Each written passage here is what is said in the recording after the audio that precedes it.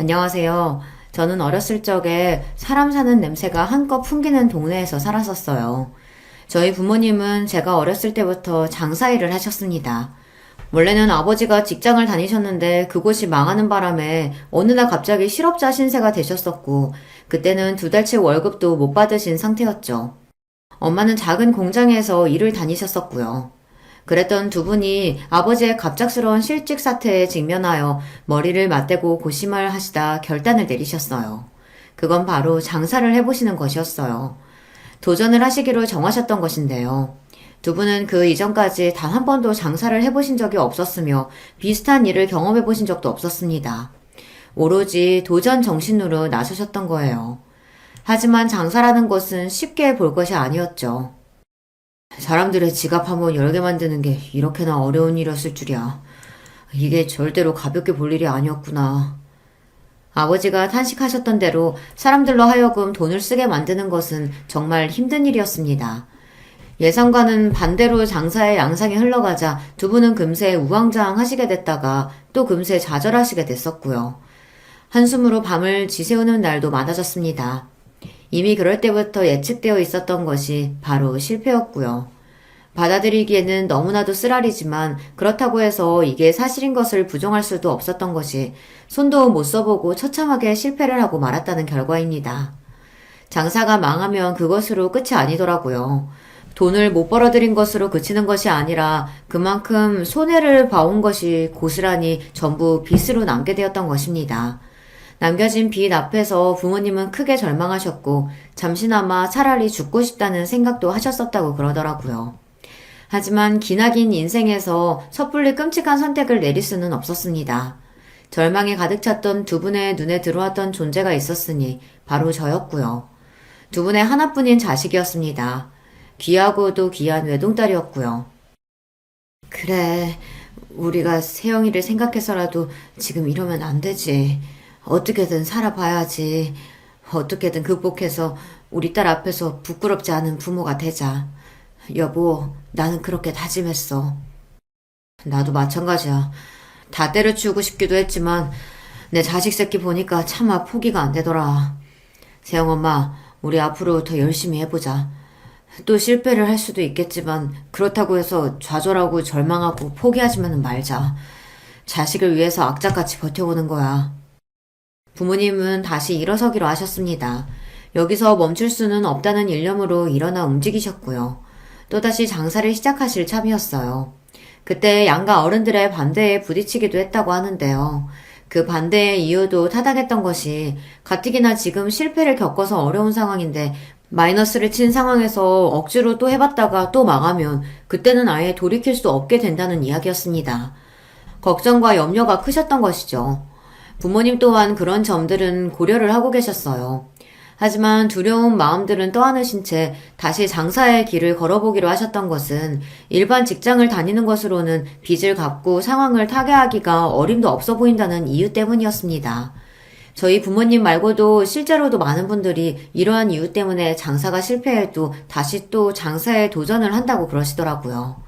일반 직장 생활에서는 그 실패의 빚을 감당하기가 엄두가 안 나는 것이죠. 기간을 오래 잡아야 하는데 차라리 그럴 바에는 다시 장사에 뛰어들어 빠른 성공을 기대해보게 되는 것이 사람의 심리인가 봐요. 그리고 저희 부모님이 일자리를 다시 구하셔봤자 어느 수준일지 그것도 뻔했고요. 그래서 다시 장사를 시작하시게 됐던 부모님은 불철주야 온 사력을 다해서 매달리셨고 24시간이 모자라셨습니다.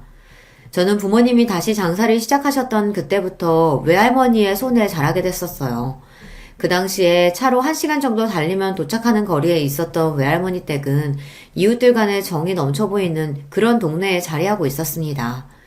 그래서 저는 외할머니 댁에 놀러 갈 때마다 즐거운 시간을 보내다 왔었고 부모님으로부터 혹시 앞으로 외할머니와 지내게 되어도 괜찮겠냐는 소리를 처음 들었을 때에도 난감함보다는 기쁘고 설렜던 기분이 더 컸었네요. 좋은 기억들만 가득했던 곳이니까요. 외할아버지께서는 돌아가시고 안 계셨고요. 외가에는 외할머니만 계셨습니다. 아휴, 앞으로 지내려면 신경 쓸 거리가 많겠구만. 내가 다 늙어서 이 나이에 손주 데리고 살게 될 줄은 꿈에도 몰랐다. 아이고, 두야. 그동안 길어봤자 사나흘 머물렀던 게 전부였던 외할머니 댁이라 제가 착각을 했었나 봐요. 길게 머무르면 더 좋을 줄 알고 기대를 했었건만 외할머니의 반응은 냉담하고 시큰둥하시다 못해 골치가 아프다는 기색이라 제가 당시 어린 마음에 상처를 좀 받았었네요. 그럴 거라는 예상을 전혀 못했기 때문입니다. 참고로 저를 맡아줄 수 있겠냐는 부탁을 아예 친가에는 부모님이 안 꺼내셨던 걸로 알아요. 친가 식구들과 저희 엄마가 썩 그렇게 사이도 좋지 못했었죠. 부모님이 결혼하시고 나서 무려 5년 만에 제가 태어나서 부모님의 기쁨이 말도 못했거든요. 하지만 친할머니께서는 워낙 손자를 보고 싶어 하셨기 때문에 별로 기뻐하시지 않았다고 해요. 다음번에는 꼭 아들 낳아라. 딸 말고 아들. 이제 막 몸풀고 힘들어하고 계셨던 엄마에게 친할머니께서는 기껏 그런 말씀이나 하셨다고 하니까요. 게다가 저는 어쩌면 2살 터울의 동생이 있었을 뻔했거든요. 엄마가 둘째 임신을 하셨었는데 별다른 이유도 없이 그냥 어느 날 유산이 되었어요. 세상에 빛을 보지 못하고 떠나갔던 생명은 만약 태어났다면 제 남동생이 됐었을 것입니다. 그래서 친할머니께서는 무척 아쉬워하셨고 그걸 넘어서 엄마와 저에게 쓴소리를 막 날리셨어요. 엄마가 몸 관리를 똑바로 잘 못해서 뱃속 아기가 떠나간 것이고 남동생이 원래는 먼저 태어났어야 했는데 욕심 많은 제가 순서를 가로채는 바람에 첫째로 태어나서 혼자 살아남은 거라고 그렇게 주장을 하셨거든요. 정말 기가 막힌 논리였죠. 그게 말이나 되나요? 엄마는 위로가 필요하신 입장이었는데 오히려 비난의 화살만 맞게 되시니까 그때 제대로 가슴속에 멍울이 들어버렸던 거예요. 예쁘고 귀한 자식인 저를 친가 식구들이 욕심쟁이라고 부르면서 구박도 하고 그러니 그 점도 무척 마음에 안 들어 하셨고요. 당연히 친가 쪽과 엄마가 사이가 좋을 리가 없었습니다. 아버지는 다행히도 엄마의 편이었어요. 그러니까 엄마도 친가 식구들의 황당한 작태에도 꾹 참고 결혼 생활을 이어가셨던 것이겠죠. 양가 모두 경제적으로 넉넉하지는 못했어요. 항상 돈 걱정들을 하면서 한숨을 쉬고 사는 편이었네요. 외할머니 댁은 정감이 넘치는 오래된 주택이었는데 무척 아담했지만 햇살이 제법 잘 들어왔습니다. 나이 상관없이 그저 같은 또래라고 한다면 서로 이름도 모르면서 동네에 온 아이들은 함께 어울려서 놀 줄 알았고요. 코 흘리게 꼬맹이들이 언니들, 형아들을 따라서 같이 놀겠답시고 쫄래쫄래 따라다니는 그림이 일상인 동네였어요. 먹거리를 싣고서 때마다 동네 초입에 멈춰서는 낡은 트럭에는 동네에 온 아주머니, 할머니들이 달라붙었습니다.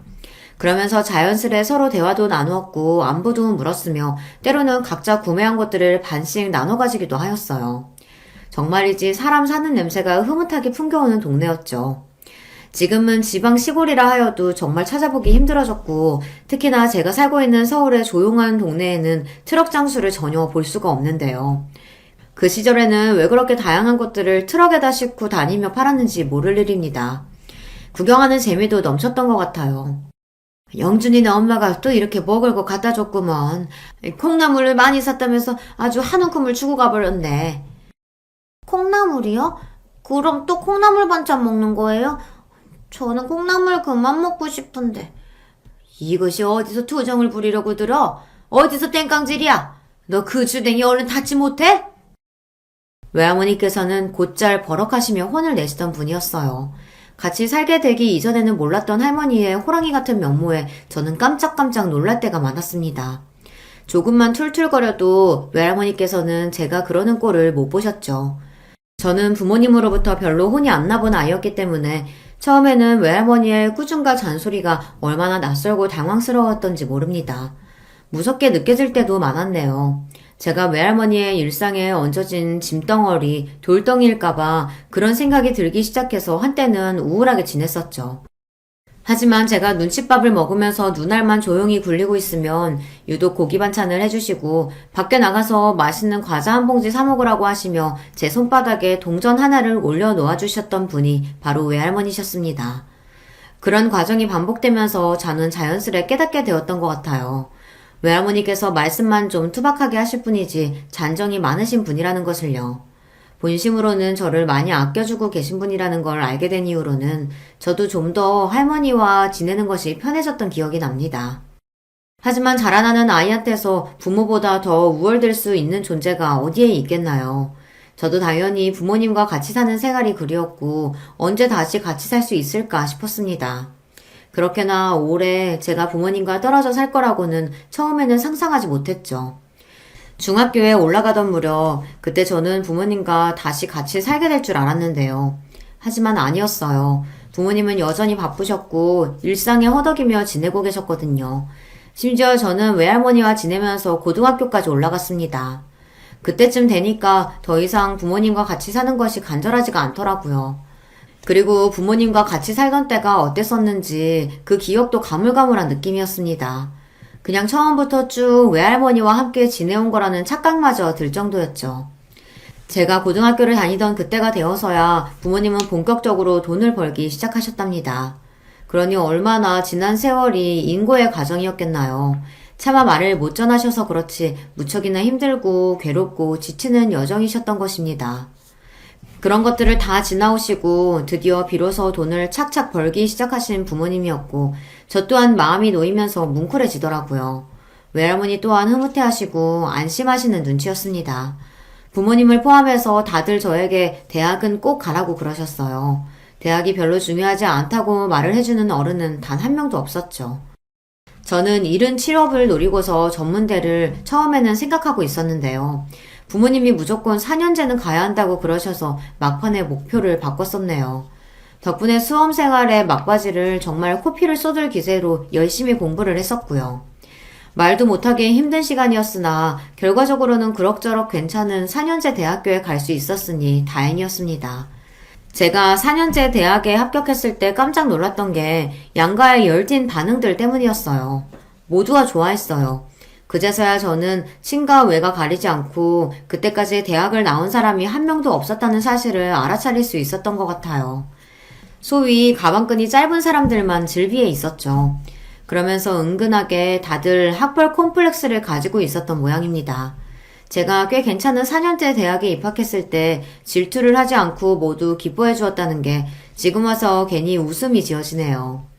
학비가 저렴한 축에 속하는 대학교였으나 액수를 확인했던 저의 눈이 찢어질 듯 불을 떠졌습니다. 아니, 뭔 놈의 학비가 이렇게나 비싸? 원래 대학교라는 건 다 이런 건가? 정말 이 돈 내고 학교를 다녀야 한다는 거야? 그것도 매 학기마다 돈을 내면서? 말도 안 돼. 두 눈을 의심하다 못해 현실을 부정하기까지 했었네요. 이건 말도 안 되는 일이라고 부르짖어봤자 그 돈을 내야만 학교를 다닐 수 있다는 사실은 변하지 않았습니다. 외할머니와 살면서 소박하고 소소한 생활을 해왔던 저였기 때문에 충격적인 세상 물정 앞에 더욱 놀랐던 것 같아요. 부모님은 아무런 내색도 않고 단박에 그 돈을 납부해 주셨어요. 이러려고 이날 이때까지 열심히 포기하지 않고 달려왔나 보다. 우리 딸 대학 다닐 학비 걱정 없이 낼 수 있으니 이게 얼마나 행복하고 기쁜 일이니? 아버지가 싱글벙글 웃으시던 모습이 그때 제 눈에는 왜 그렇게 짠하게 보였을까요? 놀라운 액수를 자랑하는 학비를 보고 나서 제가 정신이 번뜩 들었었고 허투루 학교를 다녀서는 안 되겠다 싶었네요. 그리고 무조건 아르바이트를 해야겠다는 결심도 들었고요. 당신들은 그 오만 고생들 다 하시면서 자식이 힘든 일 할까봐 노심초사 하시던 부모님들이 아시면 반대를 하실 게 뻔했기에 저는 몰래 아르바이트를 하며 지냈었어요. 학기 중에 아르바이트를 했었으니 그걸로 큰 돈이 벌릴 리는 만무했습니다만 그래도 뿌듯했습니다. 이렇게 돈을 모아놓으면 혹시 갑자기 돈이 필요한 일이 생겼을 때 든든하겠지? 저축을 하면서 나만의 비상금을 만들어놔야겠다. 저는 속으로 그런 계산까지 하면서 스스로를 무척 대견하게 여겼습니다. 그런데 이듬해 제가 기숙사 신청해서 떨어진 거예요. 날벼락이었습니다. 기숙사에서 탈락할 거라고는 예상조차 못하고 있었던 제가 바보같이 느껴졌어요. 다급하게 자취방을 구해야만 했습니다. 그러나 저렴한 가격과 좋은 위치라는 경쟁력을 다 갖춘 학교 근처의 자취방은 이미 다 계약이 된 상태였고요. 남은 매물들 사이에서 발품을 팔아가며 구해야 하는데 결정한 집이 보증금 1,500짜리였습니다. 그게 당연히 현금이잖아요. 그런데 마침 부모님이 그때 뭘 하시느라 현금이 딱 부족한 상태였습니다. 아주 공교로운 타이밍이었어요. 해당 학기에 제 등록금도 이미 내주신 직후였기 때문에 더 그랬었고요. 소액만 얼른 주변에 빌리면 된다고 부모님이 저를 안심시켜 주셨던 바로 그때였습니다. 이 돈 갖다가 세영이 방구하는 데 써라. 외할머니께서 500만 원을 건네주셨던 거예요. 그 덕분에 자취방의 계약 마무리를 순조롭게 할 수 있었어요. 부모님은 매사에 외할머니께 신세를 지고 산다면서 너무 고마워하셨고 저는 속으로 계속 놀라고 있었습니다. 제가 외할머니와 계속 함께 살아본 입장으로서 그런 돈이 아무렇지도 않게 턱 나온다는 게 믿기지가 않았거든요. 도대체 외할머니께서 그런 현금을 언제 어디서 어떻게 가지고 계셨던 것인지 놀라울 따름이었어요. 제가 대학을 졸업하기 전에 부모님의 장사는 탄력을 받아 계속 잘 되고 있던 상태였어요. 두 분은 저에게 너무 애써서 힘들게 곧장 취업할 욕심 낼 것 없다고 그러셨어요. 부담 가지지 말고 절대 압박도 받지 말라고 천천히 제가 원하는 일자리를 찾아보라고 저에게 알려주셨어요. 말씀만으로도 감사했고 이런 부모님의 자식인 점에 감사했습니다.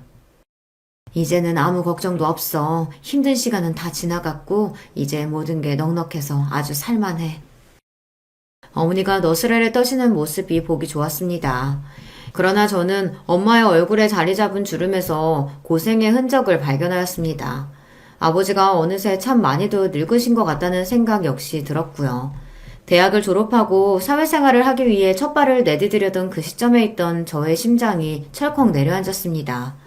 저는 부모님의 외동딸이었습니다. 그 말은 저에게는 형제가 아무도 없다는 얘기죠. 부모님이 늙어가시는 게 갑자기 그제서야 실감이 나며 너무나도 무섭더라고요. 나중에 두 분이 돌아가시면 그럼 그 이후에는 제가 어떻게 살아야 하는지 그런 가정을 해보니 겁이 나서 심장이 떨렸습니다. 외할머니의 건강이 갑작스레 악화되었던 것은 그로부터 얼마 지나지 않았던 때의 일이었습니다. 평생을 정정하게 사실 줄 알았던 분이었어요. 항상 목소리가 까랑까랑 하셨고 눈빛이 살아있던 분이셨으며 무엇보다 거동하시는데 불편함이 보인 적이 단 한 번도 없으셨으니까요. 딱히 지병 문제로 고생하신 적도 없었습니다. 그랬던 분이 갑자기 편찮아지신 것에 저는 충격이 컸어요. 이러다가 외할머니께서 갑자기 돌아가시는 일이 생기면 어쩌나 싶어서 겁이 났습니다. 부모님이 외할머니를 앞으로 모시고 사는 곳으로 정해졌어요. 외가 식구들이 모두가 모인 가운데 부모님이 말씀을 꺼내셨고요. 다들 그렇게 하는 것이 자연스럽고 당연하다며 고개를 끄덕였죠. 외할머니께서 저를 그렇게나 오래 맡아 키워주셨으니 이제 부모님이 그 보답을 하실 차례로 비춰졌던 것입니다. 의외로 친가에서도 부모님의 이러한 결정에 군소리 없이 수긍하였어요. 혹시나 친가에서 또 엄마를 비난하며 괜히 탓을 돌리는 건 아닐지 걱정됐었는데 아니었죠. 다름이 아니라 친할아버지께서 살짝 치매를 앓고 계신지는 꽤 오래된 이야기였건만 이제는 상태가 많이 악화되어 떠나실 날이 그리 멀지 않다는 것이었습니다. 친할머니께서는 정정하셨던 외할머니께서 갑자기 그렇게 되셨다는 소식을 전해 들으시고는 마음이 편치 않으셨다고 해요. 멀쩡한 것 같다가도 한순간에 넘어져서 쓰러지고 마는 것이 노인네들 어쩔 수 없는 운명이야. 에휴, 그러니 방심하고 살 수가 있어야지. 똑같이 늙으신 입장에서 그 마음이 씁쓸하셨던 거예요. 친할머니의 그런 반응에 엄마는 내심 놀라신 모양이었어요. 옛날에 그렇게나 있는 트집 없는 트집 다 잡아가며 오만 소리를 다 해대더니 그랬던 친할머니가 친가 식구들이 이제는 많이 달라져 있던 모습을 엄마가 그때 체감을 하셨고요. 그 이후로는 자연스레 연락을 주고받으며 교류를 잘 하고 지냈답니다. 시간이 약이고 세월이 많은 것을 해결해 준다는 말이 이렇게 보면 진짜로 정확한 것 같아요. 저는 취업을 했고 직장과 멀지 않은 곳에서 자취생활을 이어갔는데요. 사회초년생이던 그때가 정말 가장 힘들었던 것 같아요. 하루하루 죽을 맛이었고 출근길마다 제가 도살장에 끌려가는 소가 된 기분이었습니다. 퇴근한 직후에만 잠시 행복했다가 방에 잠들려고 누우면 아침이 밝아 다시 출근할 생각에 우울해지는 나날의 반복이었죠. 너무 스트레스가 심해서 다 그만둘까 싶었어요. 그런데 어느 날 외할머니와 통화를 하고 있는데 제가 버는 돈이 얼마인지 들으시더니 깜짝 놀라시는 겁니다. 뭐? 월급이 얼마라고? 세영이 너 그 돈 받자고 일을 다니는 거였어? 에라이 다 때려치워라. 직장 생활이 얼마나 힘든지 목소리에서도 피곤한 기운이 뚝뚝 묻어나는데 돈 고작 그거 벌겠다고 거기 붙어 있어? 그럴 필요 없으니까 그만둬라.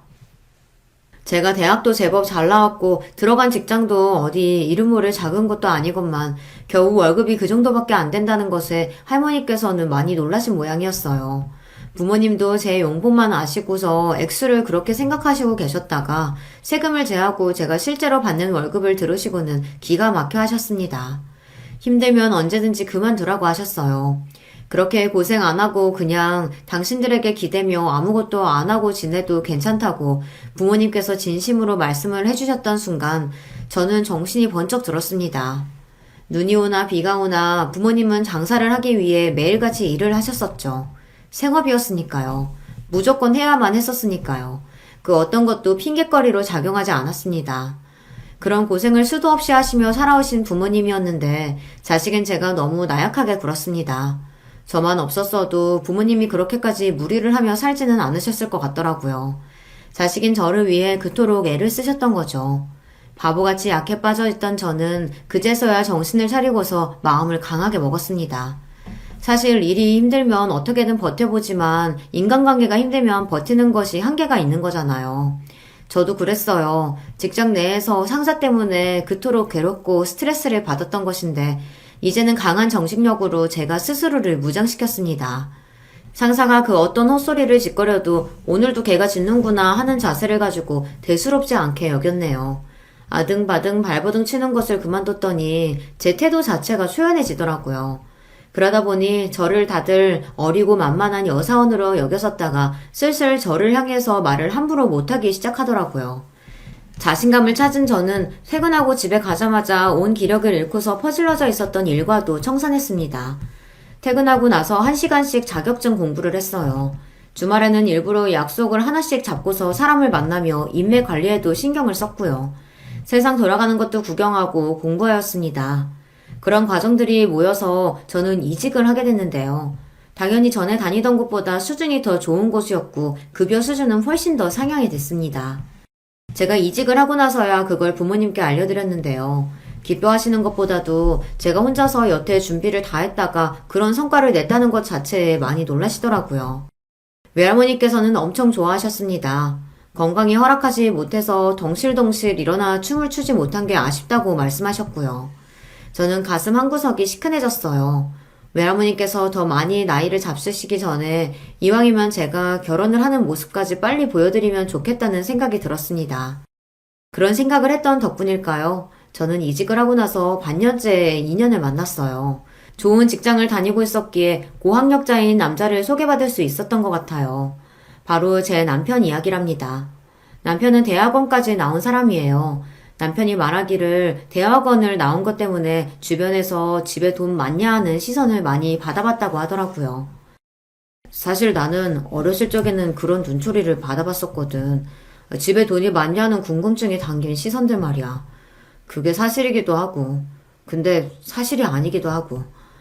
그래서 나는 그럴 때마다 아무 대답도 안 하고 그냥 가만히 있어 왔지.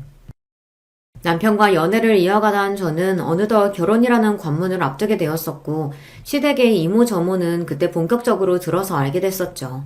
저는 처음에 남편이 도대체 무슨 소리를 하는 건가 싶었는데 다 듣고 나니까 이해가 되더라고요.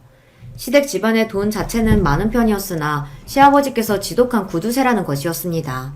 원래도 구두쇠 기질이 강하셨는데 옛날에 사기를 당하신 이후로 더 그렇게 되셨다고 해요.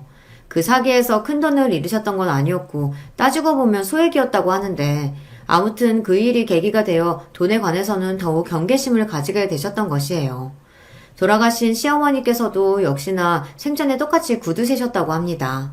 남편이 고등학생 때 병으로 쓰러지셨고 이미 늦었던 터라 회복까지 못하시고 몇 달을 자리에서 누워 고생하시다 세상을 뜨셨다고 합니다. 그런데 우리 어머니가 나한테 남기셨던 유언이 뭐였는지 알아? 글쎄, 예상되는 게 없는데. 뭐라고 하셨어? 몸 건강히 항시 관리하면서 신경 쓰고서 살고, 그리고 공부 열심히 하라고 하셨어. 꼭 공부 죽도록 열심히 해서 좋은 대학에 장학금 받고 들어가라고 하셨지. 돈 안 쓰고서 좋은 대학에 내가 들어간다면 하늘에서 그거 지켜보고 기뻐하실 거라고 하셨어. 뭐? 그럼 설마 그 유언 듣고서 정말로 명문대 학생이 됐던 거야? 그렇다고 할 수 있지. 어머니가 돌아가시면서 그런 말씀을 남기셨는데 내가 그럼 어떡하겠어. 나는 당시 고3이었단 말이야. 내가 할 일은 죽도록 공부하는 것 뿐이었지. 이미 돌아가신 분께는 실례되는 말이지만 좀 독특하신 분이었던 것 같아. 보통 유언을 그렇게 남기시나? 아니, 나는 우리 어머니가 절대 평범하신 분이었다고 생각 안 해. 아버지하고 둘이서 천생연분이었어. 전생에도 아마 인연이 있으셨을 거야. 그렇지 않고서야 어떻게 똑같이 자린고비일 수가 있겠어. 남편이 고개를 절레절레 흔들었을 때 저는 이걸 웃어야 할지 말아야 할지 헷갈렸습니다. 외동인 저와는 달리 남편은 누나도 있고 형도 있는 입장이었습니다. 남편 혼자만 나이 터울이 큰 편이었고요. 그런데다가 남편의 누나인 제 시누이는 결혼까지 일찍 한 편이었어요. 그래서 남편은 조카가 일찍 생겼죠. 제 남편은 명문대를 나와 대학원까지 나왔건만 시누이는 아예 대학을 안 나왔습니다. 일찍 사회생활을 하던 도중 시애부를 만났던 모양이에요. 그리고 시애부와 결혼하겠다고 하였을 때 시부모님께서는 무조건 반대를 하셨다고 합니다. 그때는 시어머니께서 아직 돌아가시기 전이었는데요. 시부모님 두 분 다 재고의 여지조차 없다고 하시며 딱 잘라서 시애부를 반대하셨다고 해요. 시애부는 시누이보다 3살 연상이고 대학을 안 나왔고 고등학교는 공고를 나왔으며 뚜렷한 직장이 없었습니다. 얼굴은 잘생긴 편인데 인상이 좀 뭐라고 해야 하나 약간 능글대면서 뺀질거리는 그런 느낌이 있고요. 키는 좀 작다고 할 수 있네요. 시부모님의 완강한 반대에 직면한 시누이는 엄청난 수단을 썼는데 그게 바로 혼전 임신이었습니다. 출산율이 낮은 요즘에야 결혼 전 임신도 아무렇지 않게 받아들여지는 것이죠. 당시 그때에는 아주 나쁘끄러운 일이라며 시부모님께서 무척 분노하셨다고 합니다. 알아서 애 낳고 살든지 말든지 하라며 아예 애 낳고 살든지 말든지 하라며 아예 시누이를 내치셨다고 하네요. 그러나 자식 이기는 부모가 없다는 말처럼 시누이가 임신까지 했는데 끝까지 외면은 어려우셨나 봐요. 결국에는 받아주셨고 살림 미천에 보태 쓰라며 2천만 원을 내어주셨다고 합니다. 고작 2천이 뭐야 2천이. 손주도 태어나는데 정말 째째하게 그러고 싶으실까? 감지덕지하며 감사하게 넙죽 엎드려도 모자를 파네. 시애부는 그런 불만을 한동안 궁시렁거렸다는 후문이에요. 알고 보니까 시누이를 통해서 우리 집에 돈 좀 있다는 소리를 들었던 시애부가 굉장히 기대해온 게 많았던 모양이었습니다. 그랬다가 제대로 실망하게 되었던 거죠. 그 모습을 보면서 남편은 시애부라는 사람과 본인이 너무 성향이 안 맞겠다는 생각을 진작에 하게 됐었고요. 시애부는 능력도 없으면서 책임감까지 없는 사람이었고 그때는 아직 20대 나이였으니 얼마나 마음 또한 콩밭에 가기 쉬웠을까요. 그래서 자꾸 밖으로만 돌며 놀러다녔고 그 때문에 시누이가 마음고생을 엄청나게 했다고 합니다. 여자 문제로도 시애부는 몇 번 말썽을 피웠던 모양이에요. 시누이와 시애부가 결국은 대판 크게 싸웠는데 그걸 아신 시부모님께서는 이혼하라고 조언을 주셨다고 합니다. 시누이를 향해 더 끌 것 없이 이쯤에서 그냥 이혼하는 게 최선이며 나중에 조건 좋은 남자를 소개시켜주겠다는 조언까지도 시부모님께서 남기셨다고 해요. 하지만 시누이는 이혼을 하지 않았죠. 이혼 낌새를 알아차렸던 시애부가 쇼를 펼치면서 이래저래 반성한 척을 했던 듯 싶더라고요. 시누이는 고작 그런 것에 홀랑 넘어갔고요. 그 뒤에는 또 임신을 하는 바람에 이혼이 더욱 어려워졌습니다.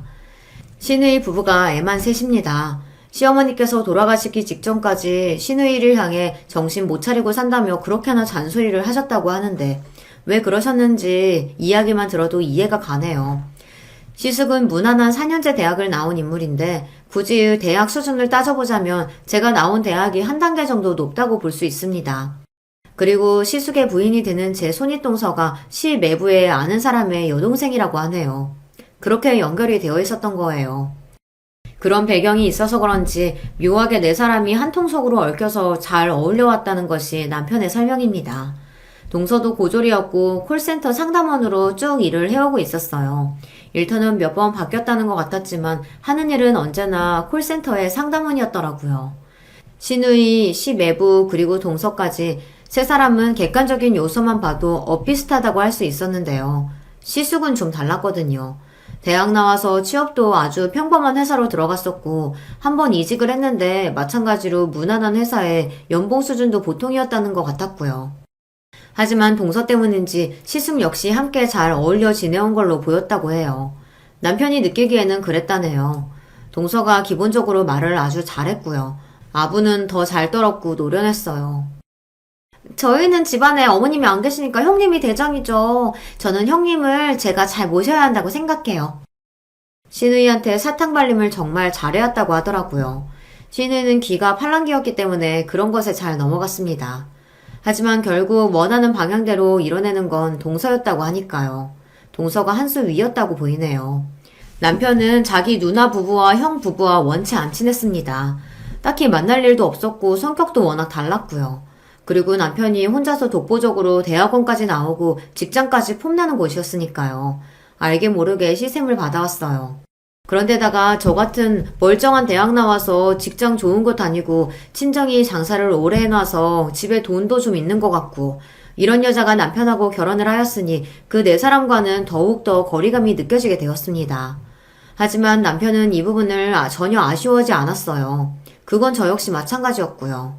이야기를 들어온 게 있어서 그렇기도 했지만 제가 직접 만나봤을 때 신우이 쪽도 시숙 쪽도 왠지 잘 안 맞을 것 같다는 느낌이 있더라고요. 입만 열었다 하면 불평불만이 가득하고 돈 이야기나 잔뜩 해대고 저한테 서스럼 없이 집에 돈이 얼마 있냐느니 연봉을 얼마 받냐느니 이런 질문을 막 해댔거든요. 저희 부부가 대출을 껴서 작은 집을 장만하여 신혼생활을 시작했었는데요. 어떤 조건으로 대출을 받아서 매달 얼마나 지출하고 있는지를 대놓고 막 물어보더라고요. 근데 저는 그런 거 선뜻 공유하고 다 까놓고 사는 게 별로였거든요. 저는 시누이네 시숙네가 경제적으로 뭘 어쩌고 사는지 속속들이 궁금해하지도 않았고요. 그런데 자꾸만 저한테 돈 이야기를 노골적으로 해대면서 말을 함부로 하니까 저는 불편해졌습니다. 당신한테 이런 말 하기 싫어서 그동안 참고 지냈었는데 나 형님네도 그렇고 아주버님네도 그렇고 좀 불편해. 다들 나랑 안 맞는 것 같아. 그렇게 생각하고 있었구나. 안 그래도 옆에서 지켜보면서 왠지 그럴 것 같았는데 그동안 당신한테 안 물어본 내가 잘못이야. 당신도 알잖아. 내가 남매 중에서 혼자 동떨어져 있고 뭔가 어색하고 가끔은 누나도 형도 좀 어렵게 느껴질 때도 있어. 워낙 내가 그렇다 보니까 당신이라도 혹시 잘 지내지 않을까 싶어서 괜히 내 멋대로 판단을 했었나 봐. 당신을 배려하지 못했네. 아니야. 당신한테서 사과 듣자고 이러는 거 아니야. 잘해보려고 혼자 애쓰면서 괜한 짓 했던 내가 잘못이지. 아무튼 그러면 우리 둘 다 똑같은 의견인 거지? 저는 어느 날 작정하고서 남편과 이런 대화를 나누었고요. 결론은 앞으로 괜히 그 네 사람과 잘 지내보려고 노력할 필요도 없고 비위를 맞추려고 애를 쓸 필요도 없다는 것이었습니다.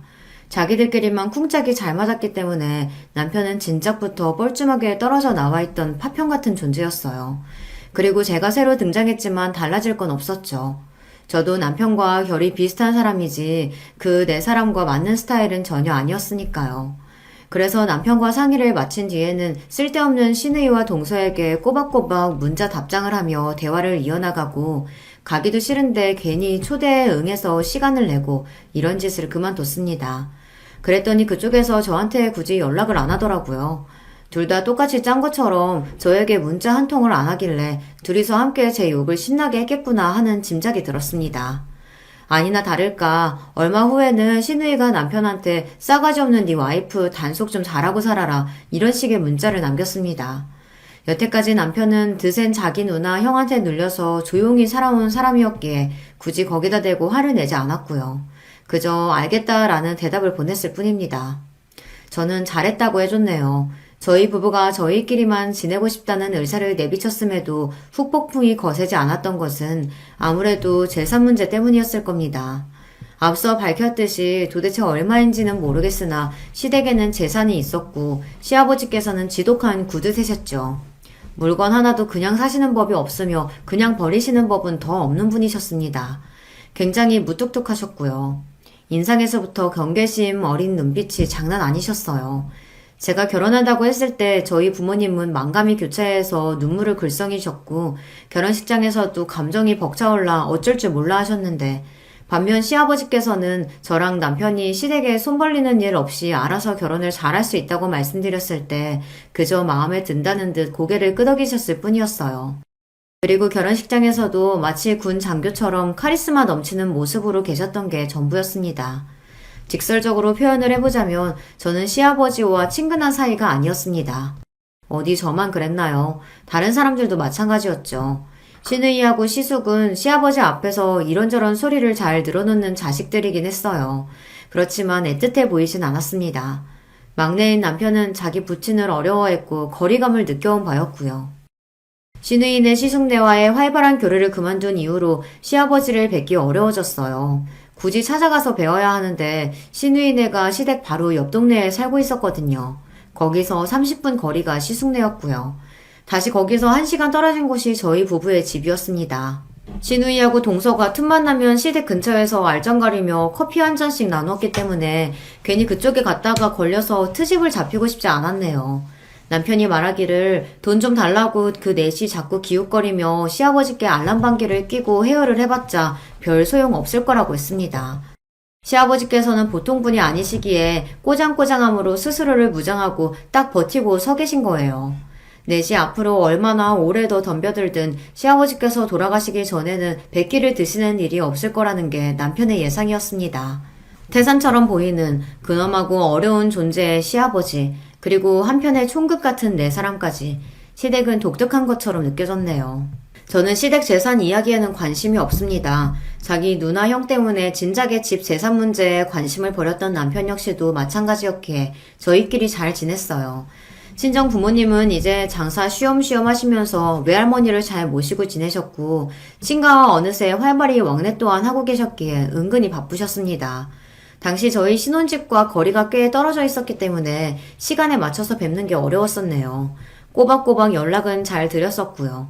남편이 착하고 저에게 잘한다며 부모님이 되게 좋아하셨어요. 우리 세영이가 형제자매 없이 자란 외동이라 절대 자기를 외롭게 만드는 남자 안 만나길 바랬는데 사위를 너무 잘 뒀지 뭐야. 엄마는 안심이 된다고 하셨고요. 무엇보다 외할머니께서 제가 결혼 생활을 재밌게 잘하니까 당신의 마음이 편안해지셨다고 해서 기뻤답니다.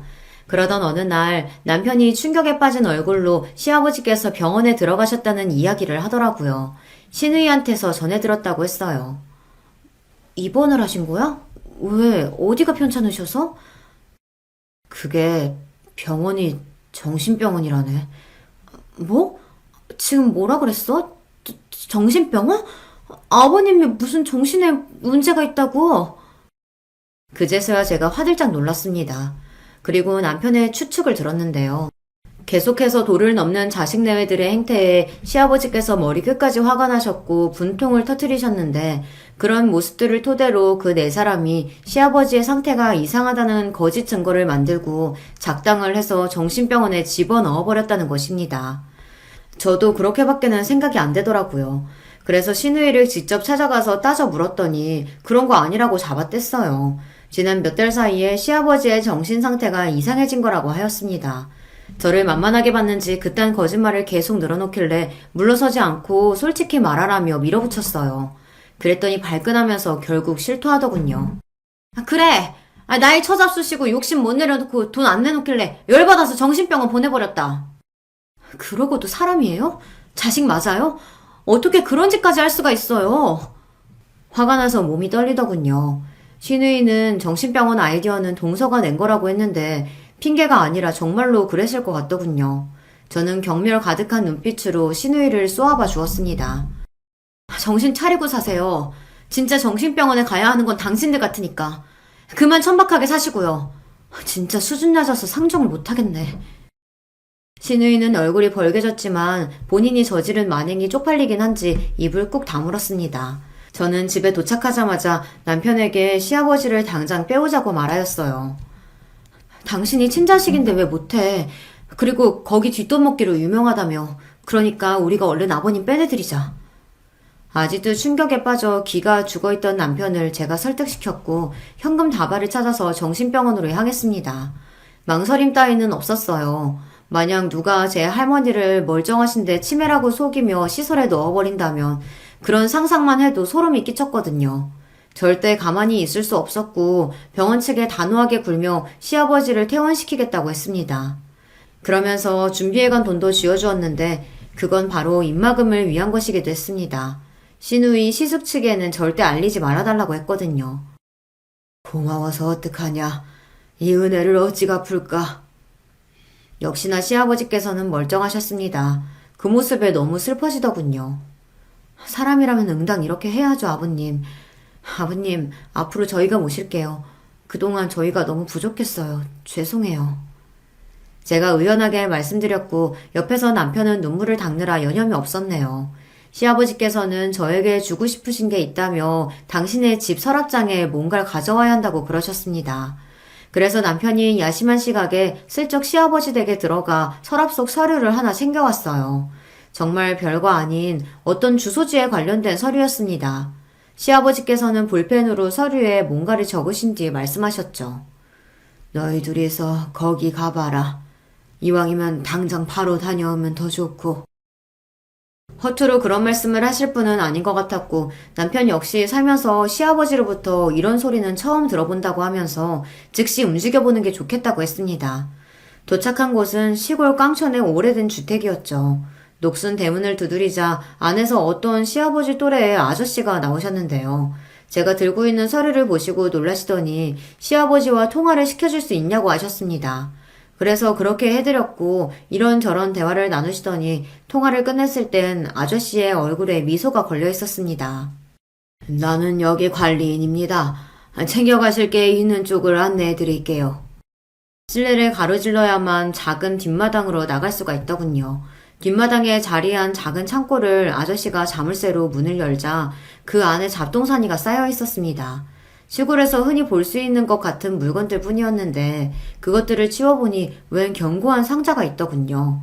저희 부부가 그것을 찾아내자 아저씨는 자리를 뜨셨습니다. 그 상자의 잠금 장치를 발견하고서 쥐고 있던 서류를 다시 쳐다보니까 시아버지께서 휘갈겨 쓰신 숫자가 눈에 들어오더군요. 그게 비밀번호였던 거예요. 떨리는 심정으로 잠금 장치를 풀어봤죠. 세상에, 이게 다 뭐야? 설마 금이야? 현금도 다발로 꽤 있는 것 같아. 아버지가 설마 재산을 이런 식으로 보관하고 계셨을 줄이야. 그게 금고였던 거예요. 경계심 강한 시아버지께서는 이렇게 재산을 두셨던 것인데요. 그냥 어림잡아 얼른 계산을 해봐도 10억은 훌쩍 넘겠구나 싶었습니다. 꿈인지 생신지 분간이 안 됐네요. 너무 떨려서 남편하고 교대로 간신히 운전을 하면서 돌아왔습니다. 시아버지께서는 아주 평온한 얼굴로 저희 부부에게 잘 들고 왔다고 하시면서 이제 그걸 가지라고 하셨습니다. 입이 쩍 벌어지면서 그제야 이게 현실인 게 실감이 되더군요. 감히 거절할 엄두도 안 났어요. 남편은 제 덕분이라고 하면서 그 돈을 일단 제 몫의 재산으로 두어야 한다고 했습니다. 일련의 상황을 알게 된 친정집에서는 난리가 났고요. 뭐 그런 폐륜 자식들이 있냐며 시누이네와 시숙네를 엄청 욕하셨습니다. 너희는 둘 다 일하느라 바쁘기도 하잖아. 그러니까 사돈께서 당분간만이라도 여기로 와서 지내셨으면 좋겠구나. 엄마는 그런 제안을 주시기도 했어요. 시아버지께서 저희 부모님 댁에 계시는 동안 외할머니께서는 친할머니 댁으로 가서 지내시면 된다고 그러더라고요. 아니, 언제 그렇게 양가의 사이가 돈독해졌다는 것인지 얼떨떨했는데 더 놀라운 건 시아버지께서 그 제안을 받아들이셨다는 것이고 그로 인해 엄청난 변화가 일어났다는 점입니다. 저희 부모님이 장사를 오래 하셨잖아요. 넉살이 좋으셨거든요. 시아버지를 편하게 만드셨던 것이죠. 그래서 시아버지께서는 그 부분에 고마움을 느끼셨는지 뭐라도 보답을 하려고 하셨고 그랬다가 외할머니와 친할머니께 시를 짓고 그림을 그리는 것을 알려드리기 시작했던 것입니다. 두 분이 잘 모르시는 어려운 맞춤법들도 알려주셨고요. 시아버지의 집은 평소에 잘 알고 지내오신 부동산 사장님한테 따로 연락을 넣어 시아버지께서 빠르게 처분해 버리셨습니다.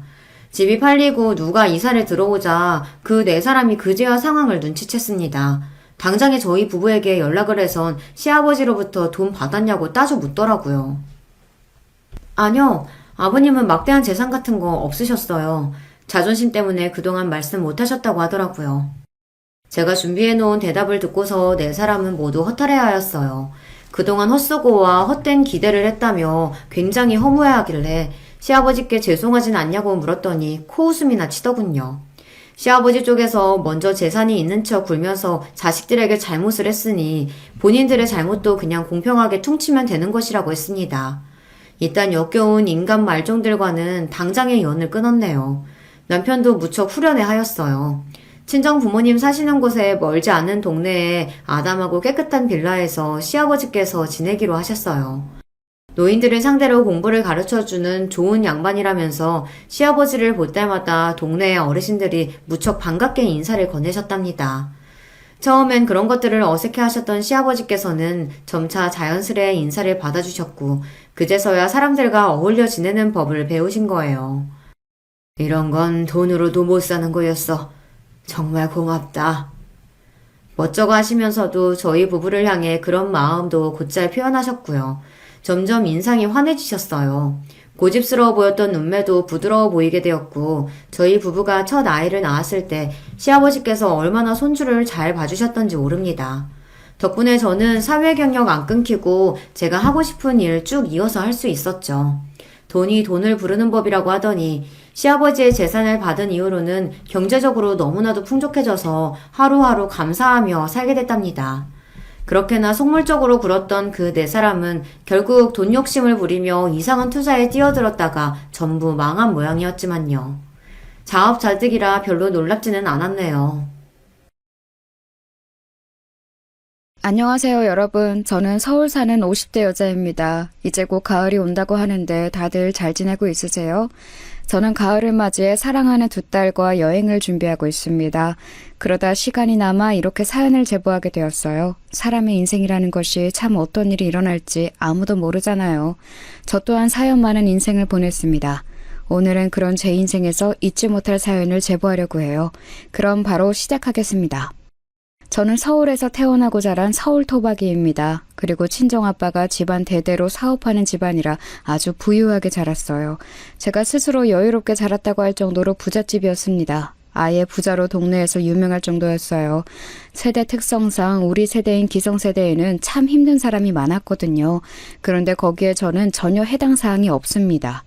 어렸을 때부터 어려움이라고는 아예 몰랐어요. 게다가 위에 오빠가 한 명 있는데 제가 오빠랑 나이 차이가 9살이나 나는 늦둥이거든요. 그래서 늦둥이 딸이자 여동생이라 가족들의 사랑을 독차지하며 컸습니다. 오빠하고도 자라면서 한 번도 싸운 적이 없을 정도로 사이가 좋았어요.